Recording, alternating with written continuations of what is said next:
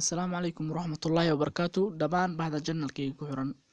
maanta waxaan sidaa cashar goor badan dhalinyaradu iyo bulshadaba dhammaan mar badan asxaabtayda facebookna ay in badan iga soo codsatay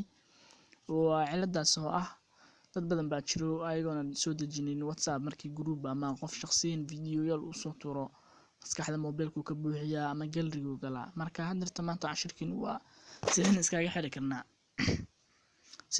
xiri karnaa waxaan anagu whatsapp kasoo download iska soo galay telefonka marar badan waxaan jiro waxyaalo qaar xun adoonan doonaynin telefonka kugu jidho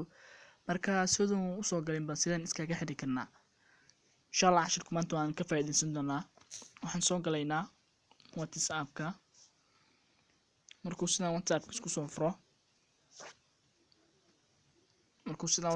soo furo waxaan tagaynaa meesha saddexda tig ee ku qoran tahay waa taqaanaan meesha yar ama meesha magac ka bedelataan ba qof basi buu yaqaanaa kadibna waxaad aragtaan account had notice data using meesha ay ku qoran tahay data using ku dhufanaysaa kadibna when using mobile data halkaasaad ka tagaysaa anigu dhammaan hadda markii wax la soo tuuro ima soo galo haddaad doonaysin wax ku soo galo dhammaan waad calaameynaysaa kadibna okay leedahay haddii aadan doonin inuu ku soo galo waxyaalaha markii la soo tuuro oo whatsappka aadan doonin inuu iskaga soo galo waa iska xiraysaa dhammaan tigtaasaad ka qaadaysaa okay leedahay insha Allah maanta kadib kuma soo galayo cashirkan waa mid aad iyo aad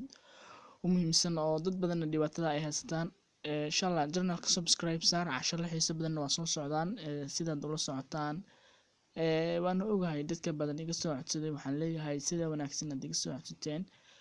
waxaa loo baahan yahay bulshada dhibaatada haysata in laga jahil bixiyo insha Allah billahi kariim khayr badan isku